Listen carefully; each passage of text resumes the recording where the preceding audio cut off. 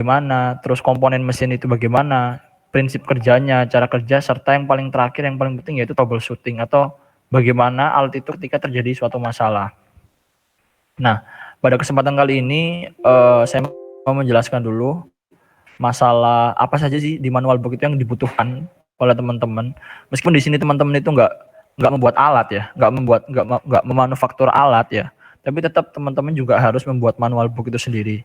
Di mana manual book itu sendiri nanti fungsinya yaitu untuk menjelaskan mengenai mesin atau alat yang dibuat oleh teman-teman itu sendiri. Jadi mesinnya itu meskipun teman-teman tidak memanufaktur secara langsung, tapi tetap dibentuk dalam bentuk mesin animasi 3D modeling, itu kan udah jelas kan gambarnya mungkin 3D ya, cuman bedanya kalau yang 3D itu hanya modeling, animasi visual, sedangkan kalau yang asli itu kan sudah termanufaktur bisa dipegang secara langsung. Tapi secara apa tuh namanya urutan penyusunan sama di penulisan di manual book itu sama. Kecuali mungkin sama yang troubleshooting itu sendiri ya. Karena kalau troubleshoot itu biasanya kita kan mengevaluasi mesin trouble-nya apa nih. Tadi kita mengevaluasi mesin itu ketika mesin itu diuji fungsikan. Nah, kalau sekarang kan kita mesinnya belum jadi. Jadi bagaimana kita melakukan uji fungsi ketika mesin itu tidak dimanufakturkan. Jadi untuk urutan penyesuaian manual booknya itu mungkin saya mau share screen dulu ya.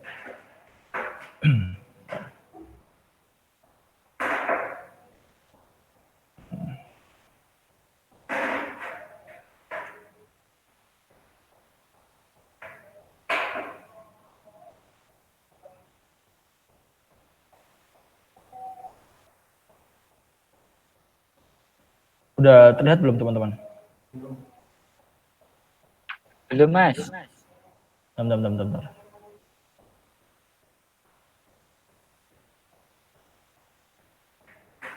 Cek.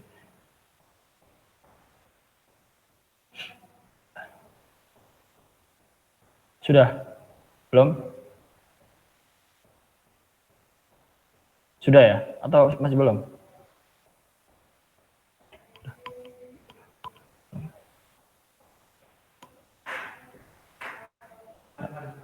Sudah ya? Bisa dilihat ya teman-teman, jelas nggak?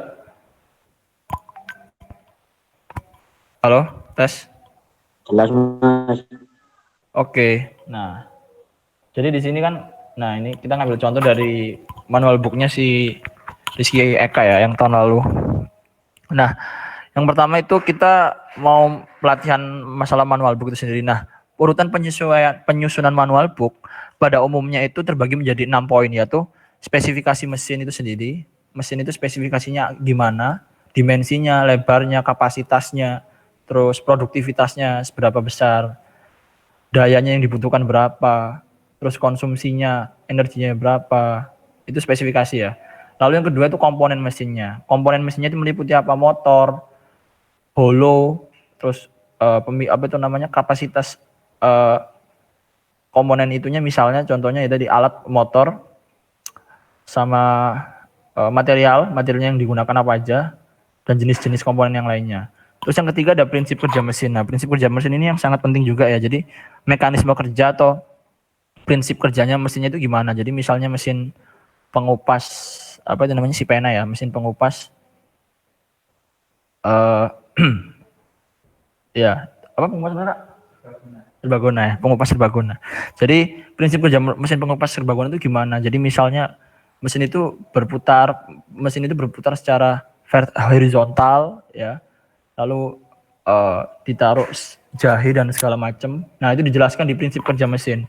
Dan teman-teman kan sudah tak mengetahui kan mesin-mesinnya masing-masing apa, ada yang mesin si pena, ada yang mesin penyangrai apa, segala macam, pengiris bawang, perajang gadung dan lain-lain. Nah, itu prinsip kerjanya dijelaskan. Yang keempat ada cara pengoperasian. Nah, cara pengoperasian sama prinsip kerja itu berbeda ya. Kalau prinsip kerja itu mekanisme pokoknya gimana, kalau cara pengoperasian itu dari awal cara pengoperasian. Yang pertama mungkin tancapkanlah power kepada saklar misalnya kayak gitu. Yang kedua, nyalakan api segala macam. Jadi step-stepnya ya. Kalau prinsip kerja itu secara umum mekanisme. Kalau yang cara pengoperasian itu step-stepnya untuk mengoperasikan mesin one by one. Jadi satu persatu. Yang kelima itu troubleshooting. Nah, Di sini masih menjadi itu ya, masih menjadi perbincangan ya. Apakah manual book itu nanti yang kita buat bakal menjelaskan troubleshooting ataukah tidak? Karena kan troubleshooting itu biasanya dia bisa diketahui trouble-nya ketika kita melakukan uji fungsi ya, uji kelayakan.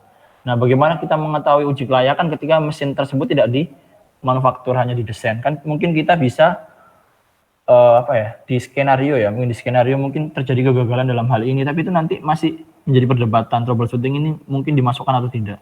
Yang keenam adalah yang jelas pasti perawatan mesin. Nah, perawatan mesinnya itu nanti meskipun mesinnya tidak dibuat ya, tapi kan diperkirakan mesin ini dirawatnya seperti apa kalau menggunakan mekanisme seperti ini, mekanisme dorong, mekanisme pengupasan, mekanisme perajangan. Jadi kalau perawatan mesin itu, kalau mesinnya itu mekanismenya yang sering dipakai yaitu misalnya pendorong atau hidrolik, yaitu yang harus dirawat itu sistem hidroliknya. Entah itu diberikan pelumas atau entah itu di setel kalibrasi ulang hidroliknya. Nah, kalau misalnya mesin perajang gadung misalnya ya, yaitu yang disknya itu, disk pemotongnya itu harus sering-sering dikalibrasi biar bautnya, murnya sering dicek. Nah, itu perawatan mesinnya itu. Jadi perawatan mesin itu tergantung dari prinsip kerjanya. Prinsip kerjanya bagaimana? Ya perawatan yang paling penting itulah dalam prinsip kerja mesin itu sendiri. Nah, contohnya yaitu si pena ya. Ini yang timnya Rizky Eka yang kemarin yang lolos PIMNAS itu mesin pengupas serbaguna. Ada pertama menjelaskan mengenai spesifikasi mesinnya ya. Yang pertama ada tegangan listriknya, daya, diameter. Dan ini sangat detail sekali. Tapi teman-teman nanti mungkin kalau misalnya alatnya itu tidak dibutuhkan detail ya, tidak usah detail. Jadi misalnya mungkin daya yang dibutuhkan, misalnya daya dibutuhkan hanya 180 watt, ya diberikan 180 watt. Misalnya dimensi frame atau dimensi rangkanya, misalnya dimensi rangkanya 300 kali 200 kali 100, berarti kan panjang kali lebar kali tinggi ya. Nah, jadi seperti itu dimensinya. Terus kapasitas produksi sama dengan produktivitas. Terus kecepatan pemotongan. Jadi misalnya kalau mesin perajang gadung itu kecepatan pemotongan per detik itu bisa menghasilkan berapa potongan helai, atau per jam itu dia menghasilkan berapa potongan. Jadi yang paling penting mungkin yang pertama ya bisa saya jelaskan yaitu daya yang dibutuhkan. Yang kedua itu dimensi. Yang ketiga itu kapasitas produksi atau produktivitasnya. Yang keempat itu efektivitas. Efektivitas itu berhubungan dengan waktu ya. Kalau produksi itu berhubungan dengan jumlah, kuantitas produksinya. Kalau efektif itu berhubungan dengan waktu. Yang kelima ada mungkin kalau menggunakan mesinnya, alatnya itu menggunakan material ya. Materialnya misalnya dibutuhkan material yang aman untuk makanan ya. Dan teman-teman kan di sini rata-rata buat makanan semua ya. Jadi harus disebutkan material mesinnya itu menggunakan material apa. Mungkin stainless steel tipe 201, ada yang 304. Nah, dijelaskan. Nanti materialnya itu jenisnya apa, seperti itu. Nah, kalau punya spesifikasi mesinnya si Rizky Eka ini kan terlalu detail ya. Ada diameter dalam tabung, ada diameter luar tabung, perputaran motor, kapasitas produksi segala macam. Mungkin kalau secara umum spesifikasi mesin itu menjelaskan mengenai umum saja. Dalam artian itu spesifikasi yang dijelaskan secara general. Nah, tapi kalau teman-teman mau di breakdown lebih detail ya tidak masalah, tapi yang alangkah lebih baik spesifikasi itu yang umum. Jadi yang dijelaskan yang umum saja, karena orang kan nggak mungkin pengen tahu dia tuh ingin diameternya berapa segala macam. Ya mungkin dibutuhkan ketika mesin-mesin berbeda. Jadi ini kan tergantung kebutuhan mesinnya ya teman-teman ya. Jadi kalau misalnya dibutuhkan, oh ini sepertinya butuh diameter luar tabungnya harus dicantumkan. Mungkin kalau orangnya mau melakukan kalibrasi atau melakukan pengecekan dia butuh, ya itu ditampilkan. Tapi kalau dia tidak butuh, tidak usah ditampilkan karena nanti daripada menambah jumlah-jumlah tadi yang tidak penting itu sendiri. Jadi spesifikasi mesin jelas ya di sini ya. Yang kedua ada nama komponen ya. Nama komponen ini sangat penting ya, atau komponen mesin. Nah, nanti teman-teman kan di sini kan mesinnya itu kan alatnya kan tidak dilakukan proses manufaktur ya.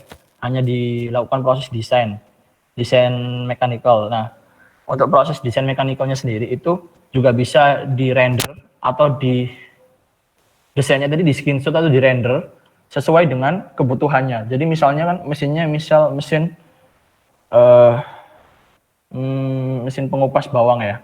Nah, itu mungkin yang di-render itu pertama mungkin isometri, pandangan isometrisnya dulu, terus di breakdown ya. Komponen pentingnya misalnya motornya, habis itu fan belt-nya, habis itu konveyornya, habis itu mungkin ada rangkanya. Jadi masing-masing komponen itu diberikan poin-poin ya, poin-poin. Jadi poin-poin. Jadi komponen itu terbagi dua ya, mechanical sama electrical.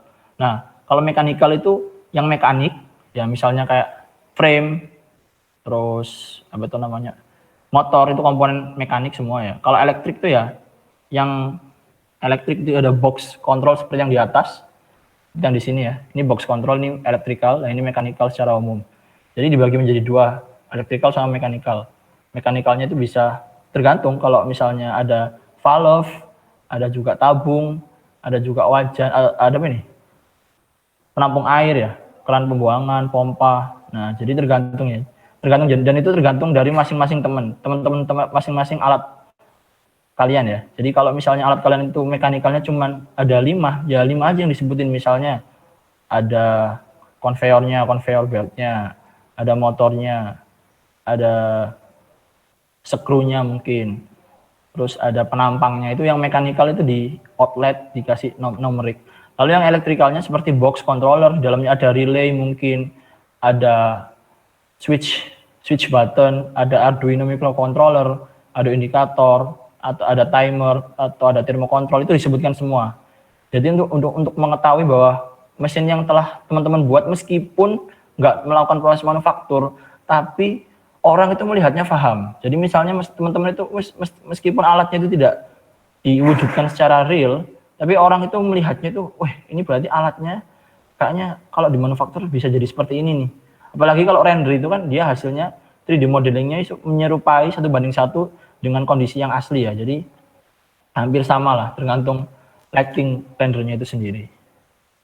Jadi poinnya kalau komponen itu dibagi dua, yaitu mechanical sama electrical. Electrical itu tergantung, jadi teman-teman apa aja di sisi elektrikalnya apa. Kalau mekanikalnya ya yang berhubungan dengan mekanik. Paham ya? Terus yang ketiga yaitu prinsip kerja. Nah, prinsip kerja dan pengoperasian. Ini sebenarnya prinsip kerja itu sendiri ya, prinsip kerja, pengoperasian sendiri. Karena kalau prinsip kerja itu cara kerja umumnya, kalau pengoperasian itu step-step untuk mengoperasikan. Jadi kalau si pena ini ya, si pena merupakan mesin yang dilengkapi dengan automatic water washer. Mesin ini dapat mengupas berbagai macam bahan baku, seperti kunyit, jahe, wortel, kentang, dan lainnya. Nah, ini sebenarnya prinsip kerjanya ini langsung aja ya, tapi nggak apa-apa sih kalau misalnya ingin menjelaskan. Ini kan masalah teknologi kalau auto wow ini. Auto wow dan mengupas segala macam ini kan teknologi. Nah, mungkin kalau prinsip kerja itu langsung ditonjolkan teknologinya, langsung cara kerjanya. Jadi cara kerjanya itu proses pengupasan pada mesin ini menggunakan sistem rotari yang memanfaatkan gaya sentrifugal.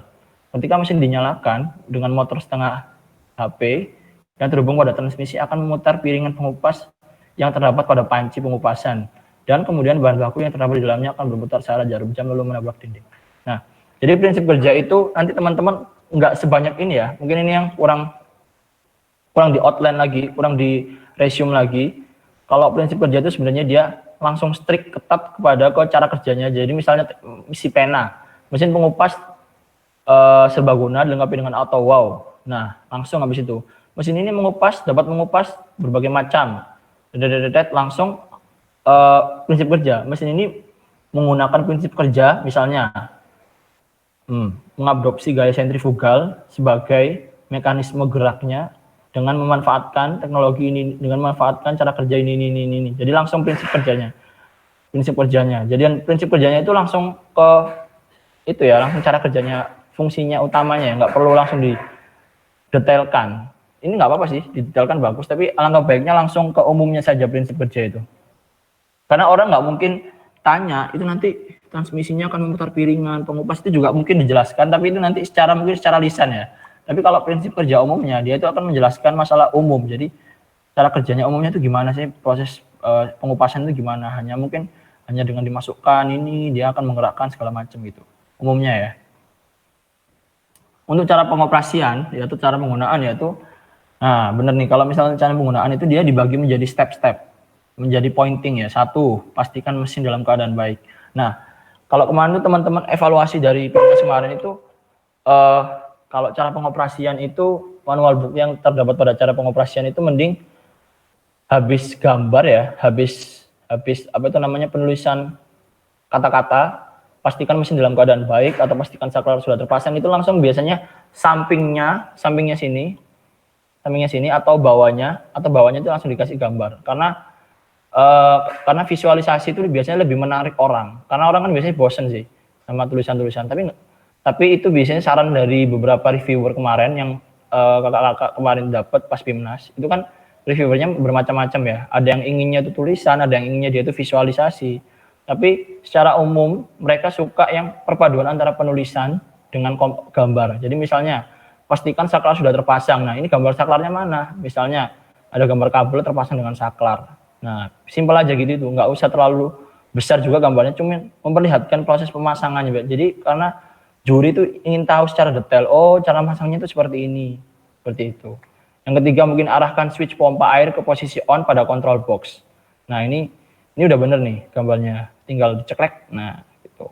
Maka air akan mengisi tabung dan tunggu hingga tinggi air mencapai 1/4 tabung. Nah, ini bisa dikasih gambar seharusnya. Bisa di sampingnya, bisa di bawahnya, kecil aja nggak masalah. Yang penting orang itu tahu, oh berarti air itu mengisi kira-kira 1/4 tabung itu kira-kira segini ya, gitu. Yang 5, masukkan bahan baku jamu yang akan dikupas, pompa tidak perlu dimatikan. Nah ini udah bener, jadi di bawahnya langsung dikasih gambar. Kasih gambar cara pengoperasian. Nah kalau misalnya bingung, Mas kok ya apa cara nih kasih gambar, kan kita nggak buat alat gitu ya.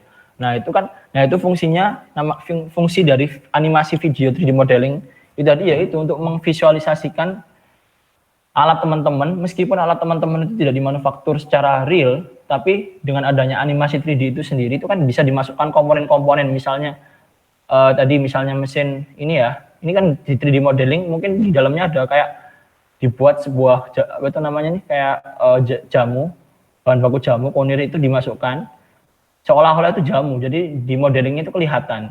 Jadi nggak harus melulu atau bahkan nggak boleh comot ya, nggak boleh comot foto-foto di Google, nggak boleh. Itu biasanya juri tahu, oh ini fotonya Google ya.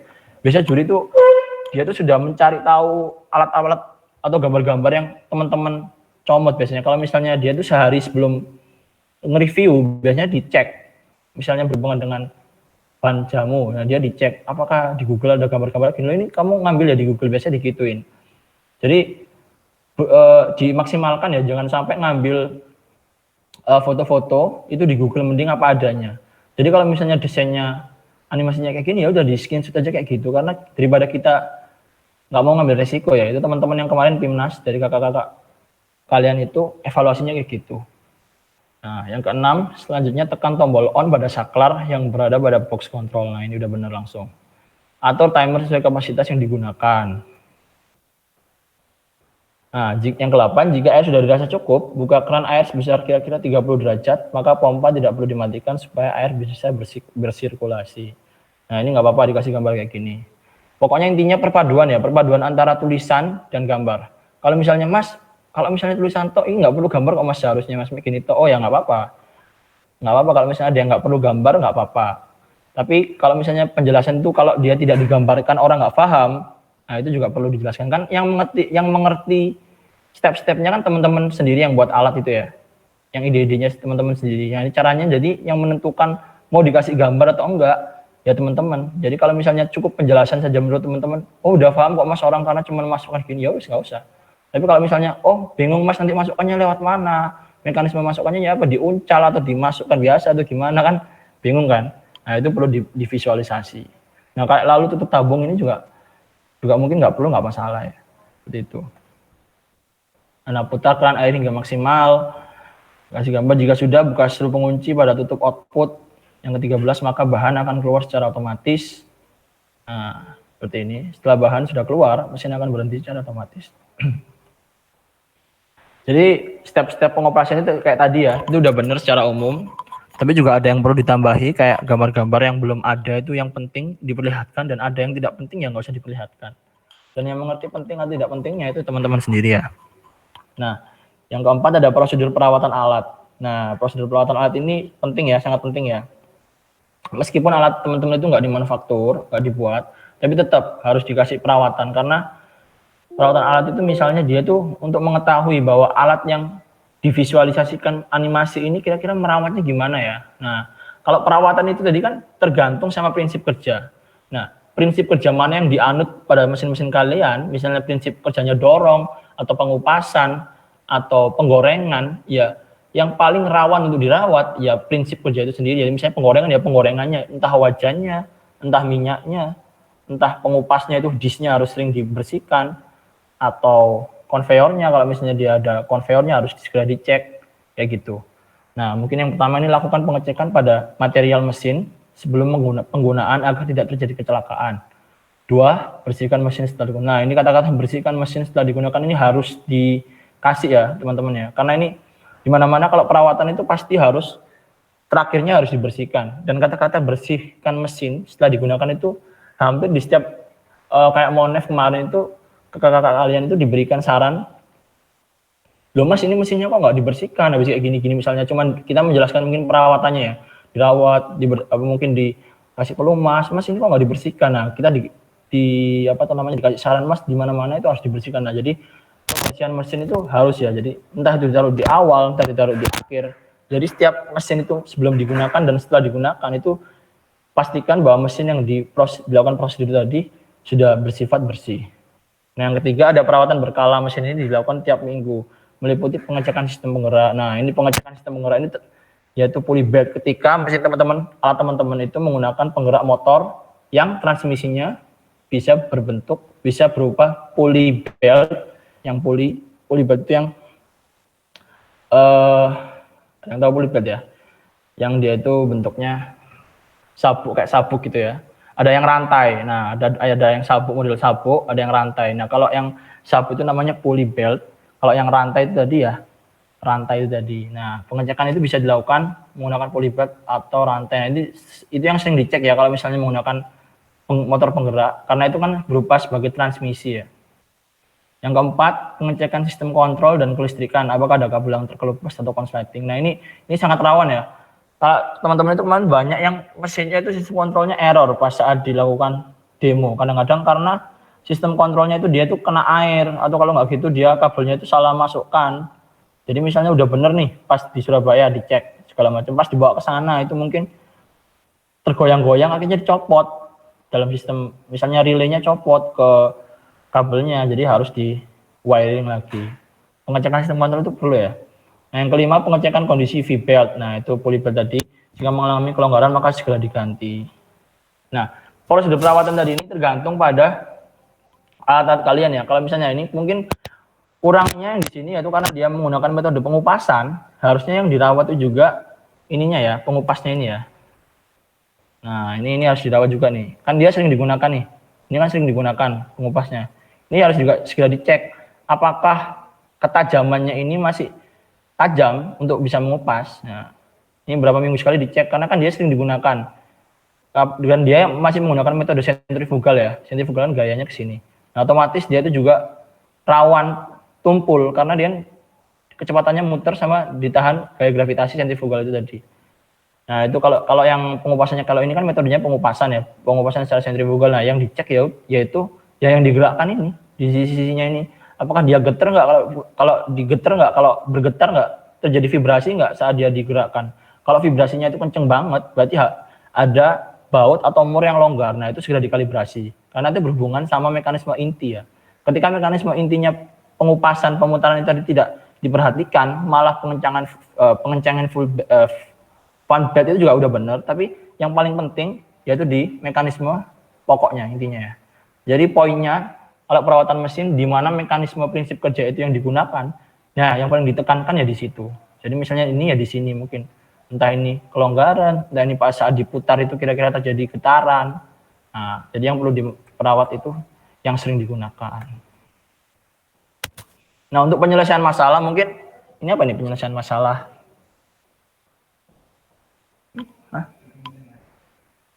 Oh, mungkin ini ada contoh mesin lain ya. Misalnya kayak TV tidak dikontrol, jangan remote control. Nah, namun secara umum itu nah kalau yang tadi bahas yang troubleshooting ya. Troubleshooting ini masih menjadi perdebatan ya, karena bisa jadi juga nanti teman-teman diperkirakan. Jadi kan yang gini, troubleshooting itu tadi bisa diketahui ketika alat teman-teman itu renderannya udah bagus, udah jadi semua, terus sudah dianimasikan. dianimasikan kan disimulasikan cara kerjanya gimana.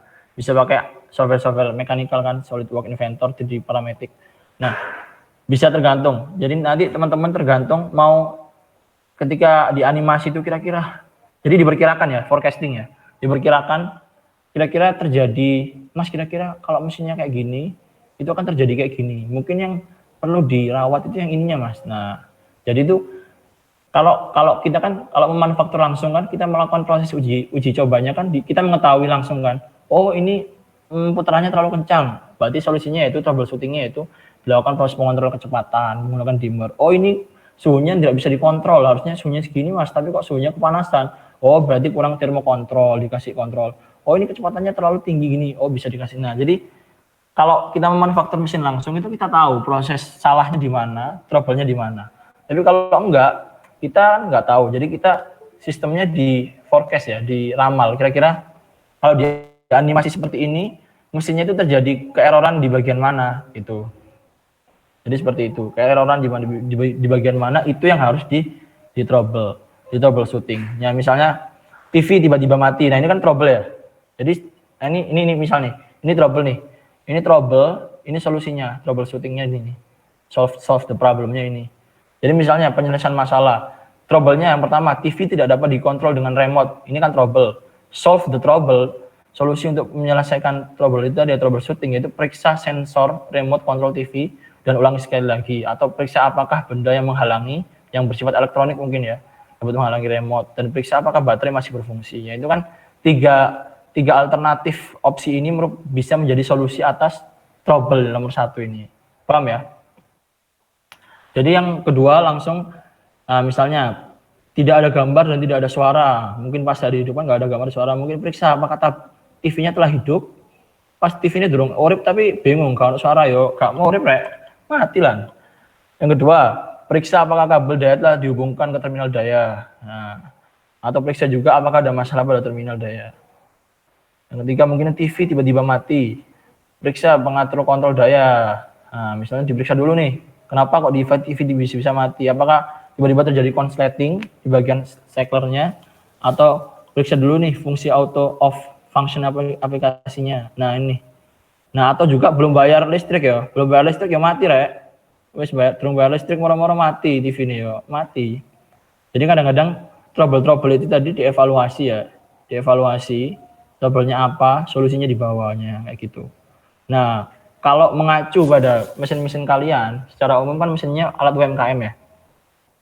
Jadi trouble-nya itu kira-kira diperkirakan apa? Misalnya mesin pengupas, trouble-nya kira-kira pengupasnya jika pengupasnya tidak maksimal atau tumpul, solusinya yaitu mengganti, melakukan perawatan, melakukan pengecekan secara berkala, periksa dulu. Nah, misalnya yang kedua putaran motor tidak stabil, misalnya putaran kadang-kadang kan sekalipun udah dikasih sistem kontrol ya, kadang-kadang putarannya itu cepat lambat. Nah solusinya apa troubleshootingnya? Periksa elektrikalnya. Kadang-kadang mekanikalnya udah bener nih, proses manufakturnya udah bener nih, tapi elektrikalnya masih salah. Relaynya kadang-kadang pas kena getaran dia tuh copot, wiringnya nggak sempurna.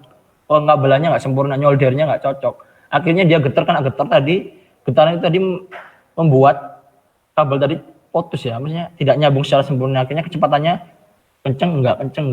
Jadi misalnya motornya kecepatannya tidak konstan, periksa apakah sistem elektrikalnya benar, apakah wiringnya sudah sempurna, seperti itu sih. Jadi kalau misalnya ada masalahnya apa, langsung solusinya. Masalahnya apa, solusinya, seperti itu. Sama juga kalau mesin-mesin kalian juga nggak dimanufaktur, ya kayak tadi yang sudah saya jelaskan, bisa diramal atau ditebak ya kira-kira di mana yang paling krusial. Mungkin itu saja dari saya ke materi. Mungkin ada yang mau ditanyakan. Terima kasih. Assalamualaikum warahmatullahi wabarakatuh. Baik, waalaikumsalam warahmatullahi wabarakatuh. Terima kasih kepada Mas Irfan yang telah menyampaikan materinya dengan baik. Mungkin dari peserta Google Meeting pada malam hari ini ada yang perlu ditanyakan atau yang kurang jelas, silahkan ditanyakan. Oke. Silakan teman-teman yang kurang paham terkait materi manual book ataupun nanti mau tanya seputar panduan atau buku pedoman dari manual book itu nanti seperti apa, silakan ditanyakan.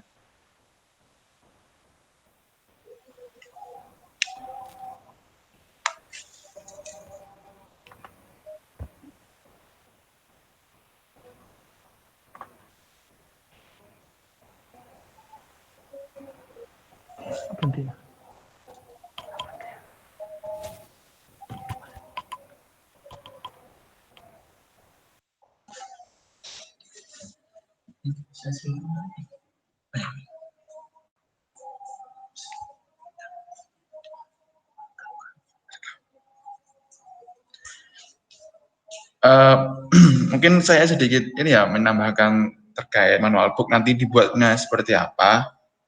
Nah, di manual book sendiri itu kan sudah dicantumkan di dalam luaran yang ada di addendum. Nah, di situ manual book itu tidak ada panduan atau aturan khusus nanti manual booknya akan dibuat seperti apa. Tapi nanti di manual book itu inti-intinya seperti yang dijelaskan Mas Rifan tadi, ada yang dari spesifikasinya, sub materinya ada spesifikasi, kemudian komponennya, cara kerja, troubleshooting dan cara perawatan. Nah, tapi jika nanti teman-teman mau menambahkan sub materi yang lain itu silahkan. Tapi yang penting atau yang pokok nanti yang akan dimasukkan ke dalam manual book itu seperti yang dijelaskan sama Mas Irfan. Terus mau tanya, terus ini jika teman-teman mau tanya terkait administrasi atau kelengkapan manual book itu nanti dibuat seperti apa atau kertasnya ukuran berapa, kemudian fontnya seperti apa. Nah, jadi untuk teman-teman itu panduan dari manual book kan nggak ada dari Bemawa, tapi dari kita sendiri tim MCT atau nanti dari teman-teman kalau mau menggunakan kertas A4 atau kertas A5 itu silakan kita menyerahkan itu kepada teman-teman semua. Tapi dari tim MCT mengingatkan nanti semisal dari kertasnya A5 kemudian fontnya Times New Roman. Nah, jadi untuk semuanya itu kalau semisal pakai font Times New Roman itu semuanya harus pakai Times New Roman. Jadi jika dilihat untuk reviewernya itu terlihat rapi, kemudian isinya jelas dan estetiknya itu dapat. Nah, seperti itu. Oke. Mungkin dari teman-teman yang lain ada yang perlu ditanyakan, silakan. Biar diskusi ini tidak terlalu satu arah kepada pemateri.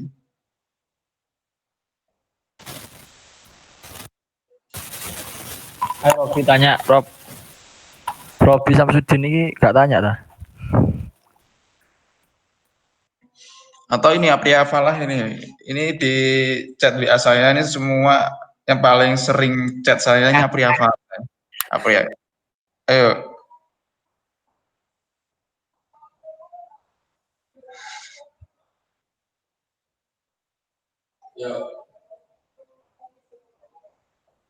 Ya.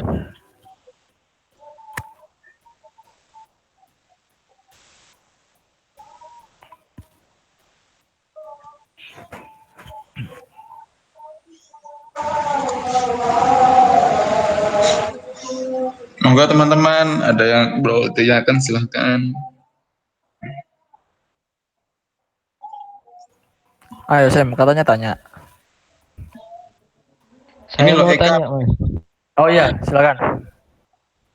Itu untuk urutannya itu harus urut seperti yang contoh si pena tadi atau boleh dibolak-balik untuk urutan kayak spesifikasinya, komponennya gitu. Oh, sebentar ya, saya tampilkan lagi ya.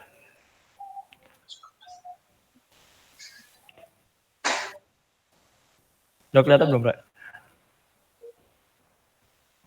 Belum.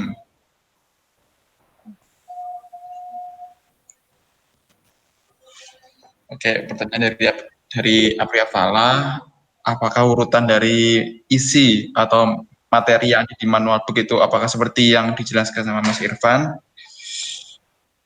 Nah, biasanya secara umum itu kalau urutannya itu dia itu terserah teman-teman sih, nggak ada panduan khusus sih di manual book. Tapi berdasarkan yang sudah kakak-kakak lewati ya, berdasarkan saya juga berdasarkan kakak-kakak yang sudah mendahului, itu dia itu biasanya yang pertama dia menjelaskan spesifikasi mesin dulu. Jadi nggak mungkin kan kita manual book itu langsung perawatan mesinnya gimana, kan kita nggak menjelaskan dulu masalah spesifikasi mesinnya itu kayak apa. Terus habis spesifikasinya udah selesai, komponen mesinnya itu menggunakan apa. Nah, misal tapi yang jelas pertama itu harus menjelaskan spesifikasi mesin pertama harus. Ntar yang kedua bisa menjelaskan prinsip kerjanya dulu, untuk komponennya itu terserah teman-teman. Tapi untuk urutannya yang pasti yang pertama itu menjelaskan spesifikasi mesin. Yang kedua antara prinsip kerja sama komponen itu terserah mau didahulukan yang mana. Terus selanjutnya yaitu perawatannya. Nah, di sini nggak ada panduan khusus sih untuk apa itu namanya. Yang pertama harus ini, nggak ada. Tapi kakak-kakak di sini menyarankan yaitu yang pertama spesifikasi. Ini prinsip kerja dulu bisa ya. Baru komponen, baru cara pengoperasian, perawatan. Nah, troubleshooting itu yang terakhir biasanya.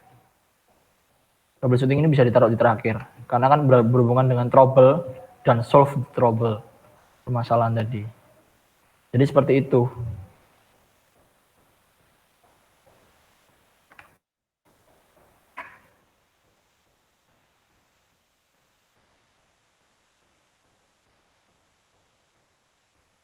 Oh ya. Untuk prinsip kerja mesin, nah. Prinsip kerja sama apa? Prinsip kerja sama. Oh ya. Kalau prinsip kerja itu kan kita menjelaskan menggunakan prinsip kerja itu sama kayak mekanisme ya. Jadi mekanisme kerjanya gimana? Misalnya ini nih. Nah, prinsip kerja itu cara kerja mesinnya gimana? Misalnya mesinnya Samsudin ya. Mesin pengupas bawang kalau nggak salah kan ya. Nah, itu dia tuh menggunakan metode pengupasan yang bagaimana? Yang pengupasannya menggunakan disk atau menggunakan metode yang lain. Nah, itu prinsip kerjanya gimana? Jadi misalnya mesin pengupas ini, pertama kita menjelaskan teknologi dulu nih. Teknologinya apa? Habis teknologinya apa, segala macam, baru menjelaskan prinsip kerja. Nah, mesin ini bekerja dengan metode bla bla bla bla. Jadi metode bla bla bla bla itu yang tadi yang dijelaskan masalahnya tadi.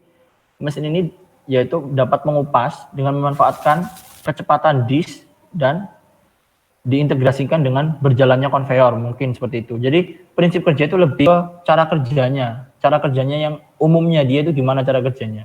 Lalu untuk cara pengoperasian, kalau cara pengoperasian, cara mengoperasikan. Jadi misalnya, ya pengoperasinya gimana sih? Yang pertama masukkan saklar dulu, tancapkan saklar pada tombol power, tancapkan power pada saklar. Yang kedua nyalakan push buttonnya. Jadi kalau cara penggunaan atau cara pengoperasian itu lebih ke how to machine work. Jadi cara kerja mesinnya itu gimana? Ya step by step. Nyalakan dulu ini, masukkan bawang, nyalakan konveyornya. Nah, jadi itu lebih ke 1, 2, 3, 4. Nah, kalau prinsip kerja, itu cara kerja secara umum. Jadi langsung umumnya gimana? Mesin ini dapat bekerja, yaitu menggunakan metode ini. Prinsip kerjanya yaitu dengan memanfaatkan putaran ini, dan diintegrasikan dengan pemotongan ini, sehingga pemotongan ini dapat bekerja gitu. Nah, kalau pengoperasian, yang sudah saya jelaskan, yaitu step pertamanya. Alat ini, step pertama yang dilakukan untuk mengoperasikan alat pengupas ini gimana sih? Tancapkan dulu, terus hidupkan dulu saklarnya, pastikan sudah benar, lalu masukkanlah bawang pada belt conveyor, lalu pencet tombol on untuk menggerakkan, kayak gitu. Jelas ya?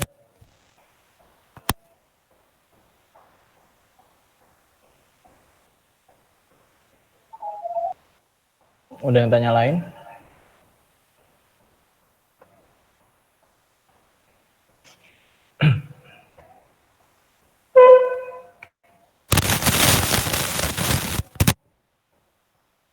Silakan teman-teman kalau mau tanya. Mumpung ini ya, kita sharing-sharing aja di sini. Jadi kakak-kakak di sini juga nggak menggurui kalian, juga cuman mau share ilmu-ilmu yang kakak-kakak udah dapet.